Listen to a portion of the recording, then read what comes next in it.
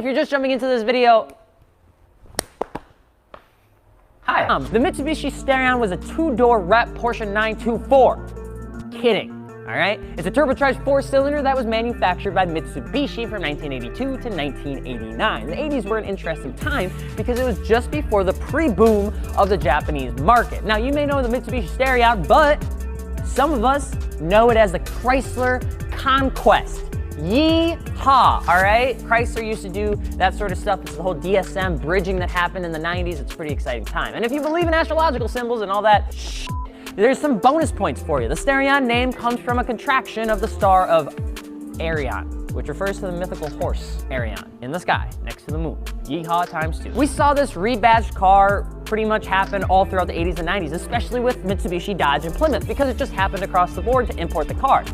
Made in both narrow body and wide body, the car was quite the actual looker. It had a non-intercooled lower horsepower variant for the narrow body and a high performance pay-to-play version, which had the intercooled, and that was the wide body essentially. These ones got the title of different variants of either an ESIR, and you had the other one that had the TSI. Essentially, depending on what country you were in, was dependent upon how the trim determination was there for you. All you pretty much had to remember is that as they added numbers or letters, because everybody gets excited with acronyms, especially in the automotive culture, it just got better. But no matter the badge, they were all built at the same assembly line in Japan, and Mitsubishi tried its damnedest to compete with the big names with it. And in the 80s, Mitsubishi was actually doing a fairly good job at it. And when it initially came out, it did pretty well. The ESIR, or wide body turbo variant that came out in the later years, did pack a little bit of a punch, and the Mitsubishi Starion was just a little bit too late, which is why only like 12 people know about it. Sure, it had a turbocharger, and sure, it had an intercooler, and eventually, sure, it had a limited slip differential, but it was battling these weird things like the EPA. Restrictions on the cars, especially the performance variants, were just getting really strict, and it had to go through new exhaust systems, new intake systems, and 17 catalytic converters, and it just started getting a little tough. That on top of the fact that the importation laws on lead gasoline for engines continued to put pressure on this Japanese 924. It had the iconic 2-liter 4G63, it had McPherson struts, it had disc brakes, and just a touch, it was just a touch more reliable than its European counterpart.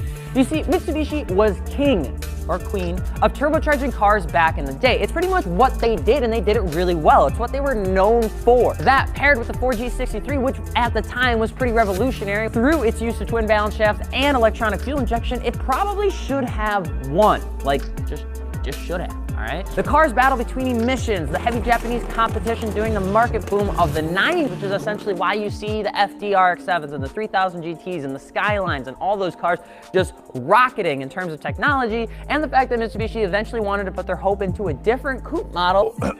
Eclipse, Talon, Dodge, all that stuff. And you pretty much had the fact that the Starion just wasn't gonna stay alive. They pretty much sacrificed it.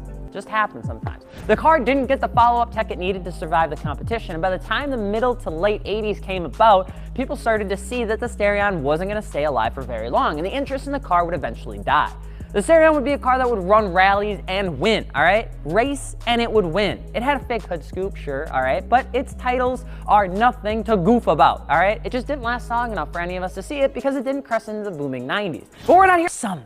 All right, they're pinnacle 80s design, all right, that feature too many hard lines and aggressive front ends that make you think somebody just ended up retrofitting an FC RX-7 turbo hood to a Mitsubishi because it just looked like fun. And then you find out, no, they actually came with that hood. And you're like, that's sweet. We should bring back hood scoops. Like, that should be a thing. Not only did the car do that, but it was also just funky and fun. You got electronic seat belts. How much more 80s can you get, all right? Since you have the McPhersons, you can play around with the suspension a bit with coilovers or even air if you're feeling a little bit feisty. But most importantly, you have an older 4G63 engine that you can do just about anything with. And if you know anybody that has a 4G63 engine, those things are literally gold. They are the best thing you could possibly imagine, even though they have a tendency to not always be running. Is it reliable?